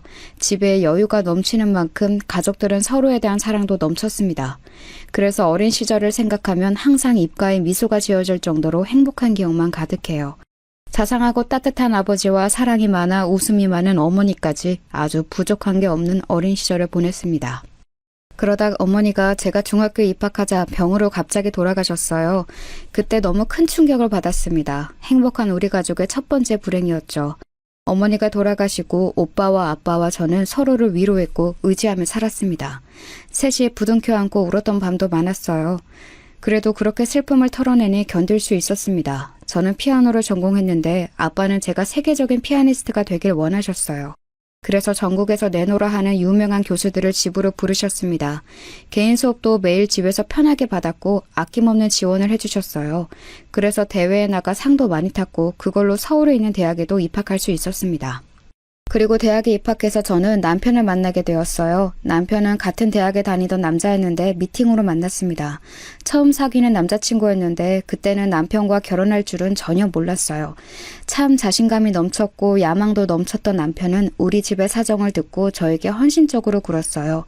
매일 집에 데려다주는 것은 물론이고 일부러 아빠와 오빠를 찾아가기도 했습니다. 저한테도 잘했지만 남편은 특히 우리 친정아빠에게 그렇게 잘했어요. 아빠는 그런 남편을 결혼 전부터 마음에 들어 하셨죠. 다소 무뚝뚝하고 말수가 적은 오빠와 달리 남편은 말이 많았거든요. 남편과 제가 본격적으로 결혼 얘기가 나올 때쯤 오빠는 아빠의 사업을 물려받는 준비를 하고 있었습니다. 오빠는 그때 이미 결혼한 상태였어요. 새언니가 제가 인생을 살면서 본 사람 중에 제일 선한 사람입니다. 천사 같은 새언니는 친정이 매우 가난했어요. 그런데도 항상 웃으며 밝게 지내는 모습이 보기 좋았습니다. 저한테도 얼마나 언니처럼 때로는 엄마처럼 잘해주었는지 몰라요. 엄마가 중학생 때 돌아가시고 엄마 자리를 많이 그리워했는데 새언니가 그걸 채워주었어요. 사실 남편의 집, 그러니까 시댁은 형편이 매우 안 좋았습니다. 남편은 연애할 때부터 돈에 많은 관심이 있었어요. 항상 비싼 것은 경계하고 절약하는 정신이 매우 강했습니다. 그 모습을 보고 저는 생활력이 강하다고 생각했었죠. 결혼 얘기가 나와 남편 집에 방문했을 때 저는 정말 깜짝 놀랐습니다. 왜냐하면 생각보다 매우 집이 작고 낡았었거든요. 게다가 남편은 시아버지가 아주 어릴 때 돌아가셔서 홀어머니 밑에서 자랐습니다. 그래서 시어머니를 평생 우리가 모셔야 했어요. 집에서 지원은 당연히 불가했었고 오히려 빚이 잔뜩 있던 상황이었습니다. 이런 상황에서 결혼이라니 주변에서 그때 저에게 결혼하지 말라고 말렸던 기억이 나요. 사실 친정아빠도 그때 많은 생각이 든다고 하셨습니다. 그래도 우리 미선이가 마음에 드는 사람이라면 아빠는 괜찮다. 내가 사위를 보면 참 야망이 넘치더라고. 젊은이가 눈빛이 아주 총명한 게 뭘 하든 진심으로 할 사람으로 보여. 그래도 자기 식구는 안 굶기고 살 사람 같으니 아빠는 미선이가 좋으면 좋다. 그래도 남편이 주기적으로 아빠와 오빠를 찾아가며 많은 대화를 나누었더니 마침내 결혼 허락이 떨어졌어요. 시댁에서 도움을 전혀 받을 수가 없으니 결혼에 드는 비용은 죄다 우리 아빠의 지갑에서 나오게 되었습니다. 사실 집안 형편 차이가 너무 많이 나니까 결혼식 때 우여곡절이 꽤 많았어요. 실제로 결혼한다고 하니까 어릴 때부터 알고 지낸 지인들이 심하게 걱정했습니다. 우리 친정아빠는 괜찮다고 했는데 친척들은 난리가 났어요. 평범한 가정도 아니고 찢어지게 가난한 집안의 외동아들과 결혼한다고 하니 작은 아빠는 저보고 몰래 협박이라도 받았냐고 하셨습니다. 하지만 어렸던 저는 사랑이 모든 것을 이길 수 있다고 생각했어요. 실제로 그때 저는 남편에게 많이 푹 빠져 있었습니다. 남편과 같이 있으면 세상에 무서울 게 없었어요. 무엇보다 야망이 넘치는 남편이 참 좋았습니다. 남편과 살면 무엇이든 해낼 수 있을 것 같았어요. 그렇게 결혼한 저는 그때까지 평온하던 제 인생이 완전히 뒤바뀌게 되었습니다. 우리가 결혼식을 올리고 친정오빠는 본격적으로 사업을 물려받아 기업을 이어가게 되었어요. 아버지는 경영에서 손을 떼시고 뒤에서 중요한 사업만 다루셨습니다. 한편 오빠 부부는 우리 부부에게 정말 많이 잘해주었어요. 천사 같은 새언니는 요리를 전혀 할 줄 모르는 저를 위해 심지어 반찬을 해다 주셨습니다. 제가 친정엄마가 없어서 살림을 배울 곳이 전혀 없었는데 새언니가 엄마 역할을 해주셨어요. 새언니는 요리 솜씨도 아주 좋아서 누가 먹어도 맛있는 요리를 할 수 있었거든요. 오빠 부부는 종종 우리 부부를 초대해 아주 맛있고 근사한 저녁 식사를 대접했습니다. 그러면서 많은 얘기도 나누었는데 배울 점이 참 많았어요. 오빠도 사업을 물려받고 힘든 점이 많았는데 그런 것을 공유하며 많이 가까워졌습니다. 저는 오히려 어릴 때보다 다 크고 결혼하고 오빠랑 더 친해졌을 정도였어요. 한 가지 문제가 있다면 바로 아이 문제였습니다. 사실 우리 가족은 대대로 아이 복이 없는 집안이거든요. 새언니는 본인의 건강 문제로 전혀 아이를 가지지 못해요. 이걸 결혼 전부터 이미 알고 있었고 새언니는 이 문제 때문에 결혼을 하지 않으려고 했었거든요. 그런데 우리 집에서 아이를 낳지 않아도 괜찮다고 해서 결혼하게 되었습니다. 새언니가 아이를 낳을 수가 없으니 현실적으로도 입양도 고려했었어요. 그런데 오빠가 사업을 본격적으로 물려받으며 신경 쓸 일이 많아 생각은 있어도 점점 미루던 상태였습니다. 그 상태에서 제가 임신하게 되었어요. 게다가 저는 쌍둥이를 임신해서 2배의 경사였어요. 문제가 있었다면 입덧이 아주 심했고 몸이 생각보다 더 무거웠다는 점이랍니다. 아가씨, 이거 내가 임신한 사람한테 좋다고 해서 구한 재료로 만든 음식이에요. 그리고 기력이 너무 없어 보여서 갈비찜하고 전복도 구워서 왔어요. 많이 먹고 힘내서 아기 건강하게 출산해요. 알겠죠? 언니, 이게 다 뭐예요? 완전히 임금니 수라상 아니에요? 와, 항상 언니가 저 많이 챙겨주는 건 알고 있는데 이렇게 공주님처럼 대해주니까 몸둘 바를 모르겠어요. 저도 언니한테 갚을 날이 오겠죠? 아휴, 아가씨가 건강하게 아기 낳아서 행복하게 살면 그게 갚은 거예요. 남편이 요즘 워낙 바빠서 남는 시간이 많거든요. 아가씨가 맛있게 먹어주니까 저는 오히려 너무 좋아요. 앞으로도 음식 많이 만들어줄 테니 필요하면 언제든지 말해요. 새언니는 바쁜 우리 남편을 대신해서 같이 산부인과도 몇 번이나 가져왔는지 몰라요. 마치 친정엄마처럼 하나부터 열까지 저를 챙겨주기 바빴습니다. 오죽하면 제가 임신했던 동안 제일 의지했던 사람은 남편도 아닌 새언니였어요. 그렇게 저는 새언니의 도움을 받으며 쌍둥이를 아주 건강하게 출산하게 되었습니다. 일한선 딸 쌍둥이였는데 딸들을 보고 우리 친정아빠가 얼마나 좋아하셨는지 몰라요. 자식이 귀한 집이라 쌍둥이를 낳으니 너무 행복하다고 하셨죠. 딸들이 태어나고 오빠 부부는 자녀가 없으니 우리 자식들을 당신들 자식처럼 여겼어요. 선물도 백화점에서 제일 좋은 것들로 사주고 저와 남편에게 맛있는 것도 많이 사주셨습니다. 저 역시 남편과의 관계는 이때는 아주 좋았어요. 남편은 제가 출산하자 책임감이 많이 생겼다고 했습니다. 그러면서 회사 일에 몰두하기 시작했어요. 아무것도 몰랐던 저는 진짜 남편이 우리 가족을 책임지려고 저렇게 열심히 사는 줄 알았죠. 남편은 대기업에 다녔는데 승진해야 월급이 늘어난다고 회사 일에 진심으로 임했어요. 그래서 저는 혼자 외롭게 집에서 쌍둥이 딸들을 키우기 시작했습니다. 물론 친정아빠가 적극적으로 육아를 지원해주어 돈으로 부족하지는 않았어요. 그런데 남편이 워낙 바쁘니까 집에 늦게 오고 그래서 서운한 마음이 들었습니다. 그래도 절대 티를 내지 않으려고 했어요. 그러다 한 가지 사건이 발생하게 되었습니다. 남편이 어느 날 퇴근하더니 저에게 할 말이 있다고 하더라고요. 그러면서 제가 식탁에 앉으니 약간 상괴된 얼굴로 말했습니다. 미선아, 나 오랫동안 진지하게 생각했던 건데 회사를 그만두고 사업을 시작하려고 해. 아주 오래 고민하고 내린 결정이니까 나를 지지해 주었으면 좋겠어. 내가 미선이 너와 우리 딸들을 평생 행복하게 해줄게. 나만 믿고 따라와. 남편의 말에 저는 사실 굉장히 당황했었어요. 저에게 퇴사하겠다는 말이나 사업을 하겠다는 말을 전날 처음으로 꺼냈었거든요. 그런데 남편은 당황한 저에게 구체적으로 어떤 사업을 시작할지 말하기 시작했습니다. 저는 그 말을 듣고 두 번째로 놀라게 되었어요. 왜냐하면 남편이 하겠다는 사업이 우리 집안이 대대로 하던 유통업과 밀접하게 관련이 있는 사업이었거든요. 남편은 이 문제로 우리 오빠와 많은 얘기도 이미 했다고 저에게 자신감을 내비쳤습니다. 약간 불안함이 있었지만 남편이 워낙 똑똑한 사람인 것을 저는 이미 알고 있었어요. 그리고 망해도 우리 친정이 워낙 든든하게 받쳐주고 있으니 저는 그저 남편을 응원했습니다. 남편은 그리고 그달 말에 진짜로 다니던 대기업을 퇴사했어요. 그리고 바로 사업을 시작했습니다. 남편이 사업을 시작하며 오빠네 부부와는 더욱 가까워지게 되었어요. 원래도 왕래가 잦았는데 남자들이 사업하니 할 말이 더 많아졌습니다. 그러면서 불안한 제 마음도 점점 안정을 찾게 되었어요. 그리고 새언니와 오빠가 워낙 우리 딸들을 예뻐하니까 친정 식구들이 만나는 자리가 많았습니다. 이 과정에서 시어머니가 불만이 조금 있긴 했었어요. 시어머니는 자식이 남편 하나였거든요. 그런데 그 하나밖에 없는 자식이 결혼해서 당신을 잘 보러 오지도 않고 처가에 몰두하니 속상하셨나 봐요. 그 속상한 마음을 저에게 푸념하셨습니다. 에휴, 이래서 아들 낳아도 소용이 없다는 거야. 재영이가 예전에는 얼마나 효자였는지 알아? 너랑 결혼하고 우리 아들이 완전히 변했어. 나도 눈이 있는데 당연히 너희 부부랑 손녀들을 보고 싶지 않겠니? 우리 아들이 일 때문에 바쁘면 너라도 애들을 데리고 나한테 와야 하는 거야. 이런 건 친정에서 안 배웠어? 어머니 죄송해요.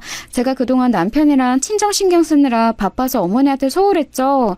애들 아빠는 워낙 일이 바빠서 집에 잘 들어오지도 못해요. 아무튼 제가 애들 데리고 주말에 방문할 테니 확 푸세요. 아셨죠?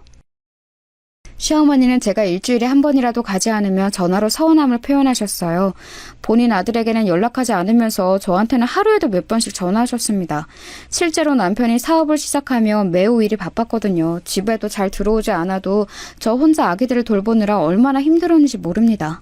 그런데 시어머니가 섭섭하다고 하니 혼자 아이들을 데리고 시댁에 갔어요. 가서 토라진 시어머니를 달래고 또 용돈도 두둑하게 드렸습니다. 남편이 버는 돈과 별개로 친정아빠가 몰래 저에게 생활비를 주고 계셨거든요. 아이들을 키우는데 돈이 많이 드니까 저에게 쓰라고 통장을 주셨어요. 거기엔 꽤 많은 돈이 있었는데 저는 그 돈을 시어머니에게 드렸습니다. 그렇게 용돈을 드려야 시어머니의 불만이 조금 사그라들었거든요. 혼자 아기 둘을 데리고 시댁에 가서 시어머니의 기분을 풀고 용돈을 드리고 집에 오는 일이 일주일에 적어도 하루는 있었어요. 시어머니는 게다가 혼자 사니까 외로움을 많이 타셨습니다. 말이 워낙 많은 분인데 왕래하는 사람이 적어 제가 오면 몇 시간이고 떠드셨어요.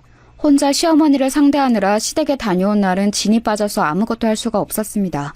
이렇게 제가 혼자 시어머니를 상대하는데 남편은 본인 엄마를 챙기지도 않더라고요. 이것과 관련하여 섭섭하다고 표현해도 일이 바빠 어쩔 수가 없다고 오히려 본인이 너무 힘들다는 소리를 했습니다. 이것 또한 지나가리라 생각하며 저는 남편이 빨리 안정기가 왔으면 좋겠다고 생각했어요.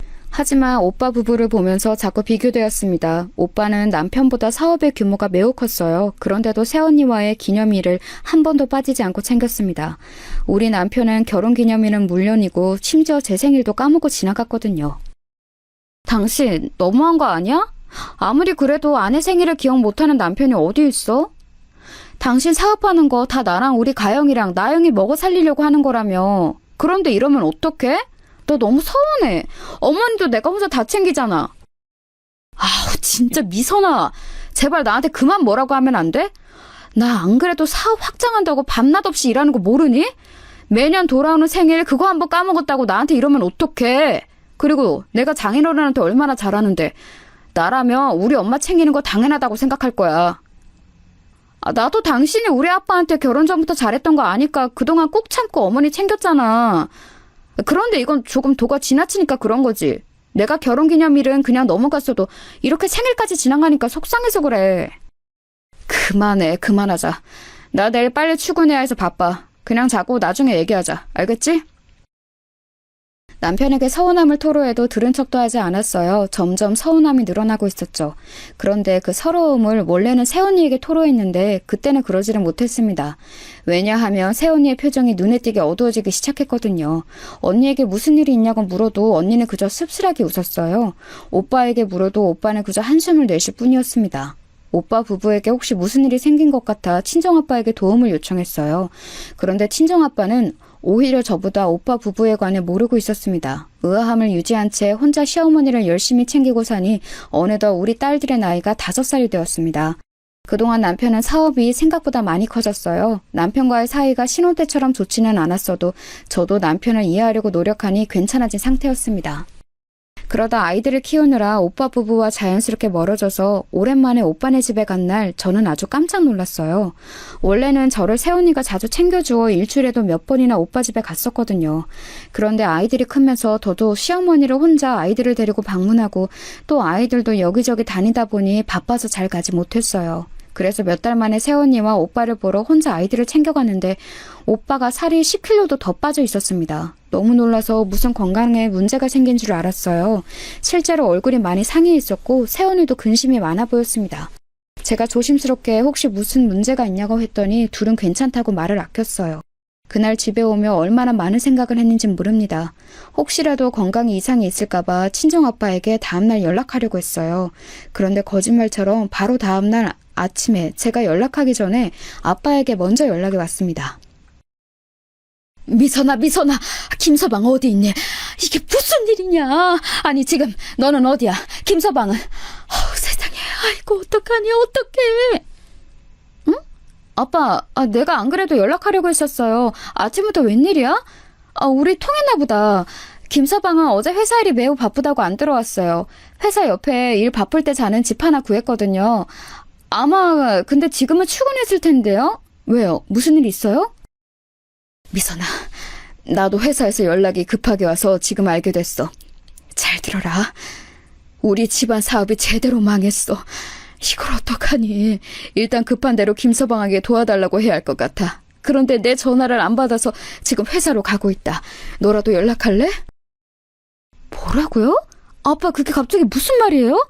우리 친정 사업이 망했다고요? 아니 말이 안 되잖아요. 이게 하루아침에 그럴 수가 있는 거예요? 아니면 다 알고 있었는데 저만 모르고 있던 사실이에요? 일단 저도 남편에게 연락해 볼게요.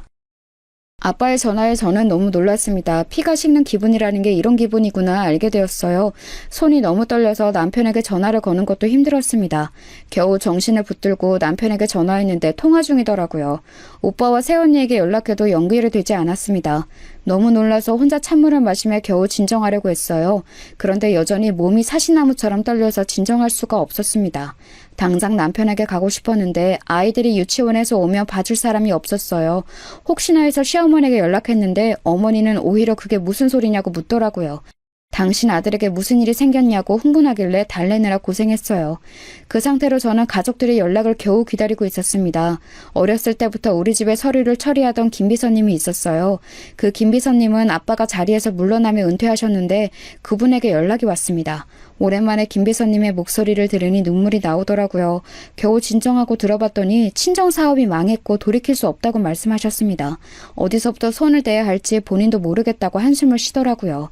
아이들을 급하게 유치원에서 빼서 저는 급한 대로 시어머니에게 딸들을 맡기고 오빠 회사로 갔습니다. 그때까지 우리 남편은 저에게 연락이 오지 않았어요. 아무리 연락해도 받지를 않더라고요. 오빠 회사에 도착하니 회사가 난리가 아니었습니다. 기자들도 많았고 직원들도 우왕좌왕 난리였어요. 전혀 사태를 모르는 것 같은 직원도 몇 있었습니다.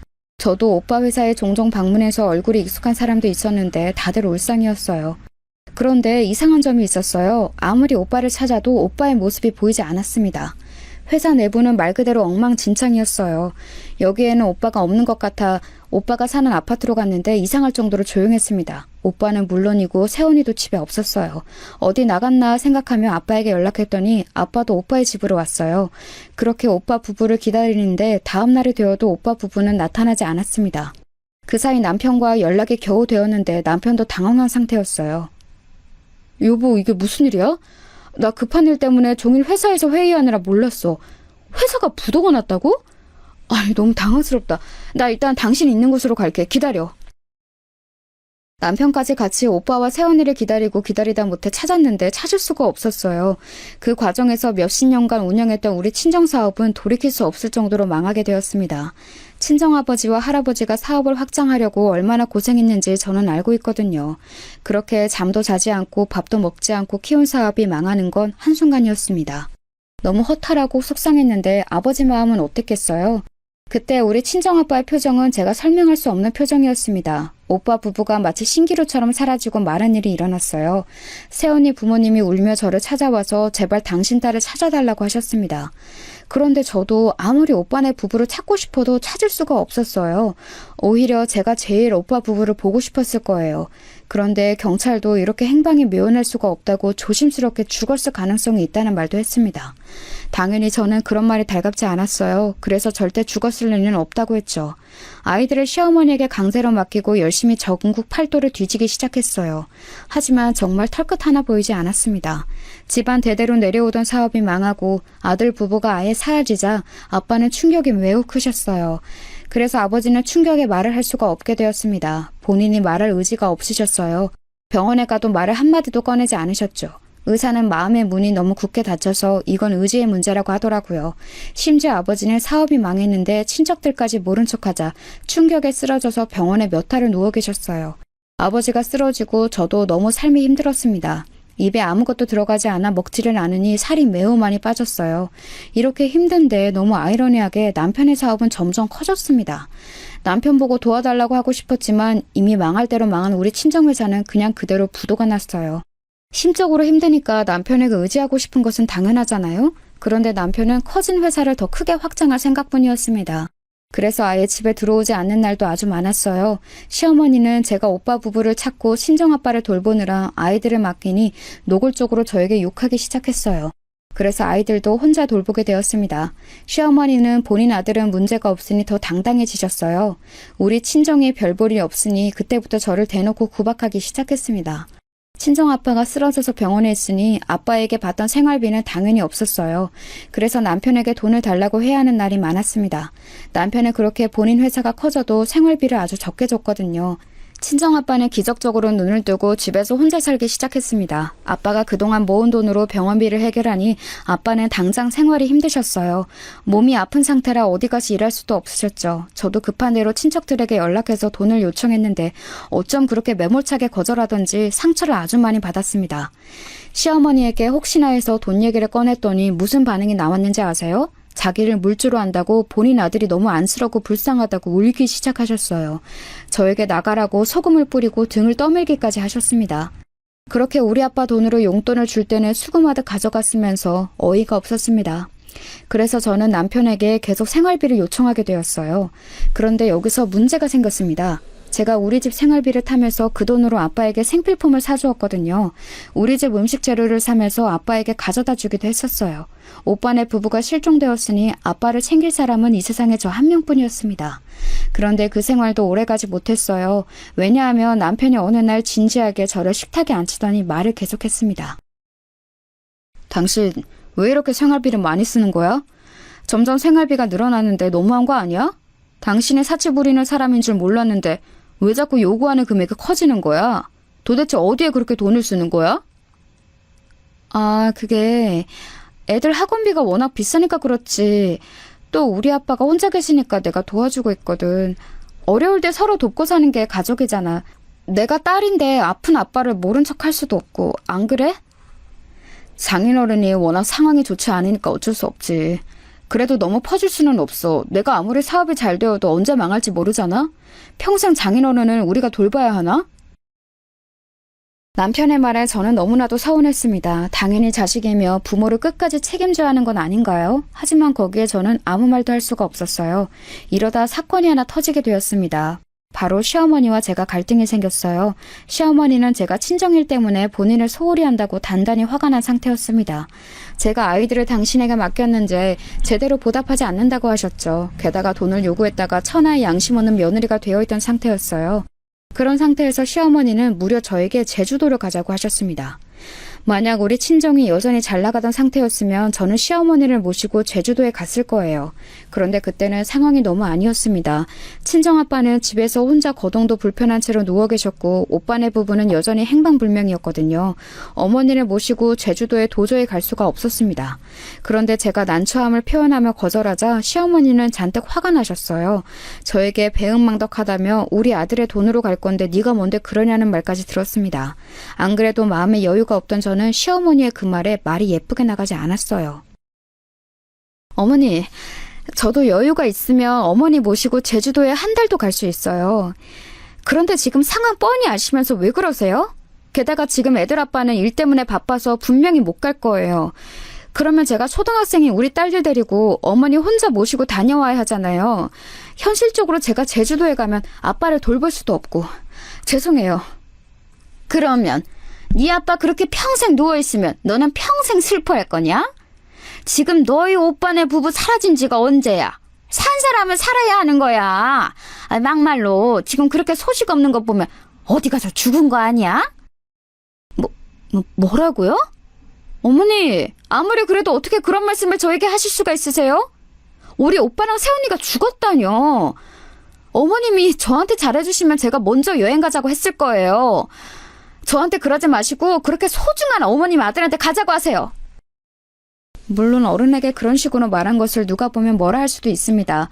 그런데 그때는 도저히 참을 수가 없었어요. 시어머니와 대화를 끝내고 혼자 속상해서 화장실에서 얼마나 울었는지 모릅니다. 이런 시련을 주다니 하늘이 너무 야속했어요. 그런데 제가 더 속상했던 이유가 뭔지 아세요? 바로 남편의 반응이었습니다. 시어머니가 저랑 그 대화를 끝내고 남편에게 도대체 뭐라고 했는지 남편은 잔뜩 흥분한 상태였어요. 내 돈으로 편하게 먹고 사는 주제에 우리 엄마한테 왜 그러는 거야? 네가 그러고도 며느리야? 나는 네 아빠 편하게 간호하라고 생활비도 주는데 너는 우리 엄마 데리고 제주도를 못 가? 가는 게 있으면 오는 게 있어야 할 거 아니야. 그거는 초등학생 우리 딸들도 알겠다. 남편의 말을 듣고 저는 충격을 받았습니다. 시어머니가 어떻게 말을 했어도 남편이 저에게 저러면 안 되는 거 아닌가요, 여러분? 저는 그래서 홧김에 진실을 말하게 되었어요. 친정아빠가 쓰러지기 전에 우리 아빠가 준 돈으로 어머님 용돈도 여러 번 드렸다고 했죠. 그랬더니 남편은 그럼 차라리 서로 주고받지 말자며 아빠에게 1원 한 푼도 주지 않겠다고 했습니다. 시어머니를 챙기지 않아도 되니까 대신 우리 아빠도 자기가 안 챙기겠다고 했어요. 저는 그 말을 듣고 현실적으로 막막해지기 시작했습니다. 결국 제가 먼저 시어머니에게 연락해서 죄송하다고 빌게 되었어요. 그런데도 시어머니는 잔뜩 화가 나서 제 사과를 받지 않았습니다. 남편과 냉전도 오래가서 진짜로 친정아빠를 도울 방법이 없었어요. 막막함에 눈물로 호소해도 남편은 듣지를 않았습니다. 아예 현금도 주지 않았고 신용카드 하나만 주었어요. 그런데 그걸로 마트에서 장을 보면 영수증을 확인하며 정말 우리 가족이 먹을 양인지 확인했습니다. 뭐를 사기만 하면 전화가 왔어요. 아빠를 돕고 싶어도 돈을 쓸 수가 없었습니다. 현실적으로 저는 당연히 이혼을 생각했는데 이혼하고 사는 삶은 더 막막해 보였어요. 저는 우리 딸들이 목숨보다 소중하거든요. 이혼하면 양육권은 제가 가져올 수 있을지 문제였고 또 새로운 시작을 하더라도 공간이 없었습니다. 아빠의 집은 겨우 아빠가 누울 자리 하나만 있었거든요. 아직 너무 어린 딸들을 키우려면 남편과의 결혼 생활이 정답이었습니다. 남편은 최악의 남편이었어도 아이들한테는 잘했거든요. 카드로 아이들 학원비를 결제하는 것은 뭐라 하지 않았었죠. 결국 저는 남편 몰래 아르바이트를 시작하게 되었습니다. 마트에 가서 파트타임으로 일하면서 받은 돈을 죄다 아빠에게 쏟아부었어요. 제 정성이 통했는지 아빠는 시간이 흐르며 몸을 일으키거나 손을 움직일 수는 있게 되어 다행이었죠. 조금씩 걸을 수도 있었는데 여전히 말은 하지 않았어요. 충격이 워낙 컸으니 어쩔 수가 없었습니다. 그때까지 오빠네 부부는 소식이 없었어요. 흥신소에 연락해서 알아봤는데 금액이 생각보다 너무 비싸더라고요. 아빠를 돕는 비용도 부족해서 흥신소는 생각도 할 수가 없었습니다. 그렇게 몰래 일하면서 아빠를 도우며 사는 것도 몇 년이 흐르게 되었어요. 남편과의 관계는 아주 최악이었습니다. 남편은 딱 아빠의 역할만 가정에서 하고 남편의 역할은 하지 않았어요. 아예 집에 들어오지 않는 날도 많았습니다. 사실 저는 그때 남편이 바람을 피우고 있다는 것도 알았어요. 왜냐하면 남편은 본인의 외도를 숨길 생각도 하지 않았습니다. 대놓고 여자 향수를 묻히고 들어오거나 립스틱에 묻은 셔츠를 저에게 주며 세탁하라고 하기도 했어요. 저도 이제 남편에게 기대가 전혀 없어서 뭐라 하고 싶은 마음도 들지 않았습니다. 심지어 같은 방에 있어도 상간녀와 통화까지 하더라고요. 그때는 저도 기가 차서 남편을 쳐다보았더니 뭐라고 했는지 아세요? 걱정하지 마. 내가 그래도 우리 애들한테는 진심이잖아. 내가 좋은 남편은 아니어도 좋은 아빠는 자신 있어. 좋은 사위는 될 생각이 없나 봐.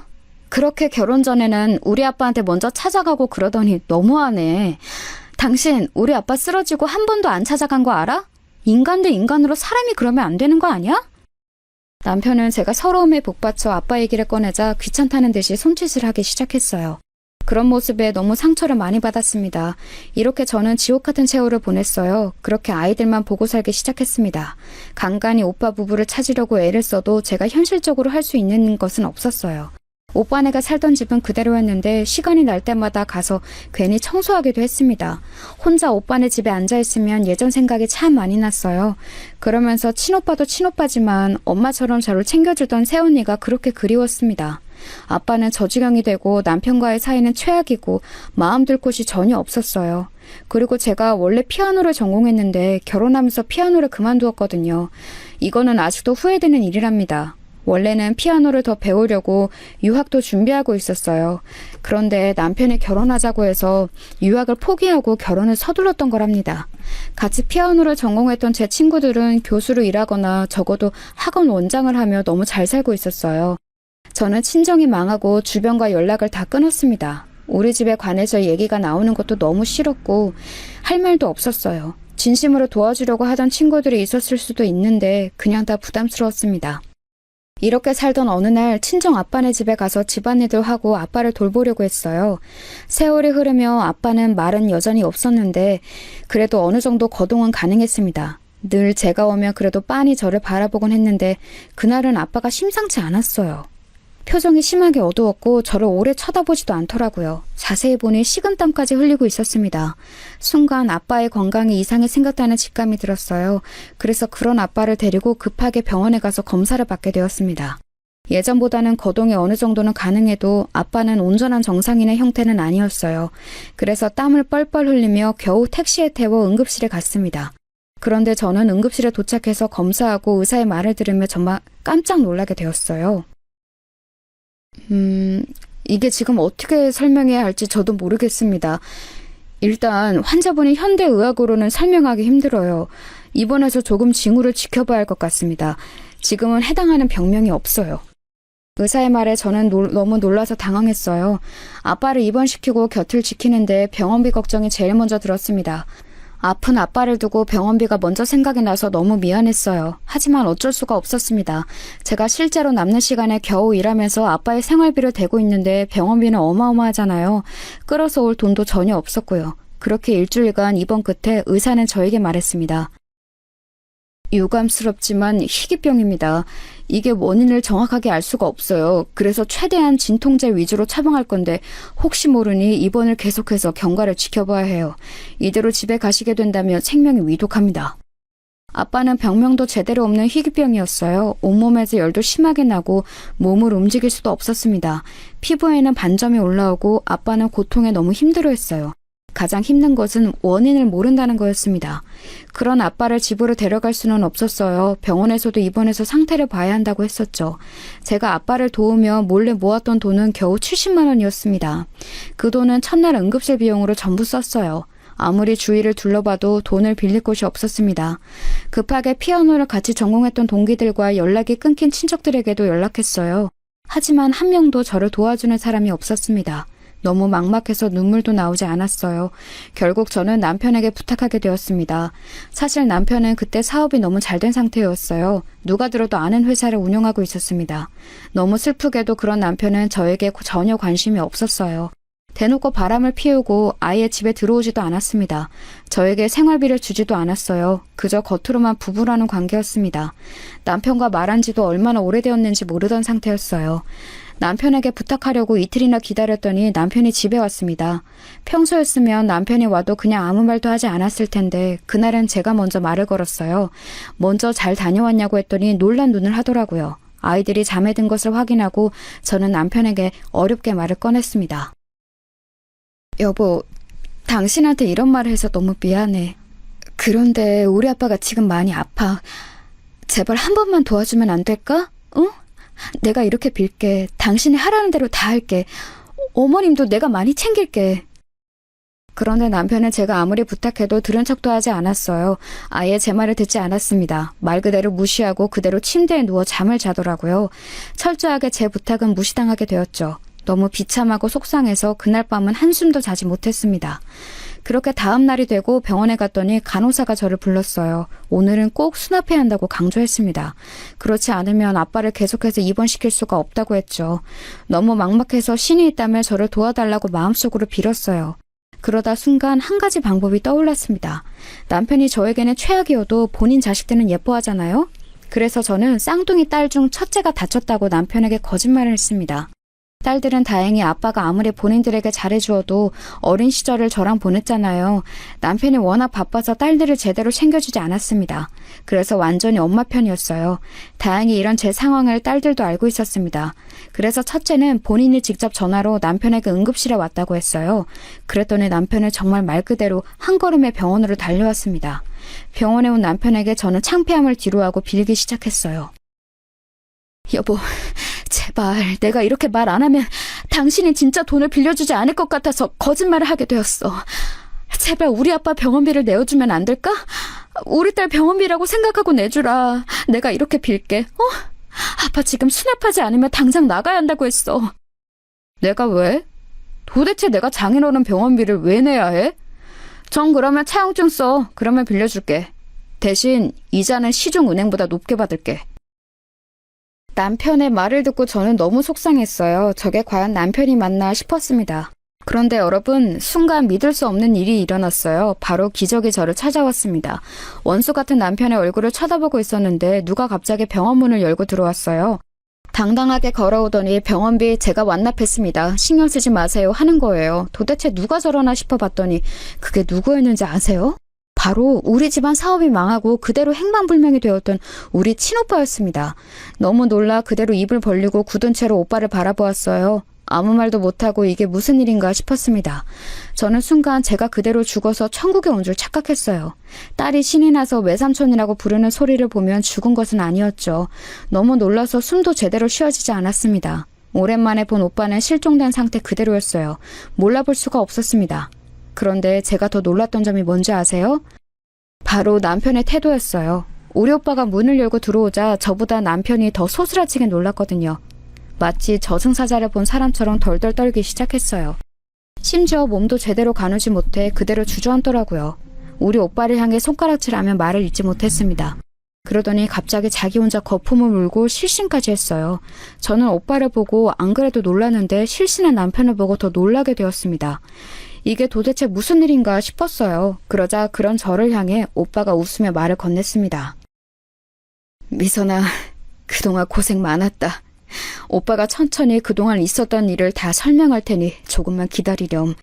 아버지 병원비는 내가 다 냈으니 그건 전혀 걱정하지 마. 우리 집을 네가 종종 와서 돌봐준 것 같은데 맞니? 고맙다. 오빠가 저에게 말을 건네는데 저는 대꾸할 수도 없었어요. 그저 하염없이 눈물이 흘렀습니다. 쓰러진 남편을 입원시키고 저는 오빠를 데리고 아빠 병실로 갔어요. 그랬더니 기적이 일어나게 되었습니다. 그렇게 원인을 모르는 병으로 고생하던 아빠는 오빠를 보자마자 안색이 좋아졌어요. 그리고 오빠가 실종된 후로 굳게 닫혔던 입을 열었습니다. 더듬거리면서 오빠 이름을 불렀어요. 그 모습을 보고 저는 바닥에 엎어져서 엉엉 울었습니다. 정신을 차리고 오빠를 따라 집에 갔더니 새언니가 저를 기다리고 있었어요. 둘이 부둥켜 안고 그동안 서로 고생했다며 울었습니다. 그리고 차분하게 오빠와 새언니의 말을 들었는데 저는 들으면서 믿을 수가 없었어요. 전혀 예상하지 못했던 이야기가 제 귀로 들려왔습니다. 미선아, 사실 나는 네 남편에게 사기당했어. 처음에는 나도 우리 회사를 그렇게 대놓고 배신한 기업이 너희 남편 회사일 거라 상상하지 못했어. 그런데 우리 임원들에게 접근해서 자료를 다 빼가고 사람까지 다 데리고 가더라. 중요한 기밀 문서도 죄다 들고 갔어. 손을 쓰려고 했는데 그때는 이미 늦었더라. 정신을 차리니 우리 회사는 부도가 났고 아내와 나는 당장 할 수 있는 게 전혀 없었어. 오죽하면 그때 남편이 나에게 본인이 죽어야 한다고 하더라. 나는 그럴 수가 없었어. 우리가 잘못한 게 아무것도 없잖아. 사실 내가 남편 몰래 조금씩 모아놓은 돈으로 저기 지방에 사놓은 아파트가 있었어. 그래서 아무도 모르게 남편을 데리고 거기로 갔어. 가서 쥐죽은 듯이 며칠 동안 있었단다.